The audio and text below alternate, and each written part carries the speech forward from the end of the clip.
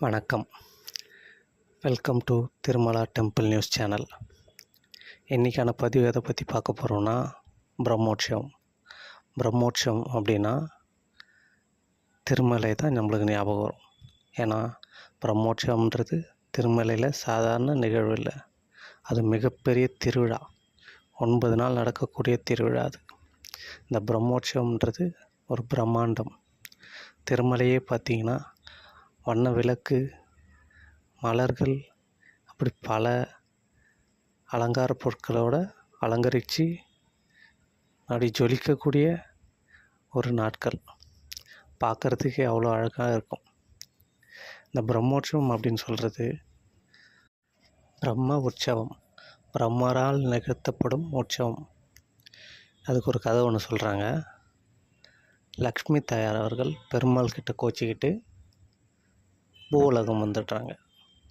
அவங்கள சமாதானம் செய்ய பெருமாள் அவர்கள் இந்த திருவேங்கட மலையில் தங்கியிருக்காரு. அதை தெரிஞ்ச பிரம்மர் அவருக்கு ஒரு விழா எடுக்கணும் அப்படின்ட்டு எடுக்கிற விழா தான் பிரம்மோற்சவம். இந்த பிரம்மோற்சவம் 9 நாளுக்கு நடக்கும்.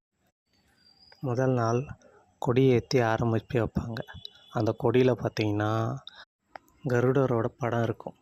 அந்த கொடி ஏற்றின பிறகு எல்லாருக்கும் அது ஒரு அறிவிப்பு, இந்த இடத்துல இப்படி ஒரு நிகழ்வு நடக்குதுன்ட்டு எல்லாருக்கும் அறிவிக்கிறது தான் அந்த கொடி.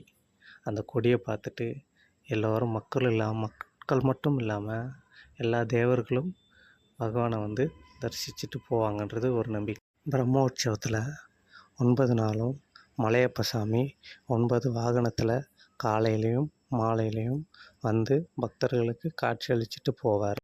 இந்த பிரம்மோற்சவத்தில் முக்கியமான நிகழ்வு எதுன்னு பார்க்கணுன்னா கருட சேவை.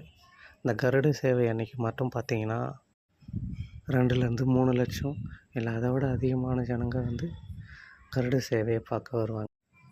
அது மட்டும் இல்லாமல் தங்க ரதம், சின்ன சேஷ வாகனம், பெரிய சேஷ வாகனம், இது மாதிரி பல வாகனங்களில் பகவான் காட்சி அளிப்பார். இதை பற்றி பிரம்மோற்சவத்தை பற்றி முழுசாக தெரிஞ்சுக்கணுன்னா திருமலா டெம்பிள் நியூஸ் சேனலை ஃபாலோ பண்ணுங்கள், சப்ஸ்கிரைப் பண்ணுங்கள், லைக் பண்ணுங்கள். தேங்க்யூ.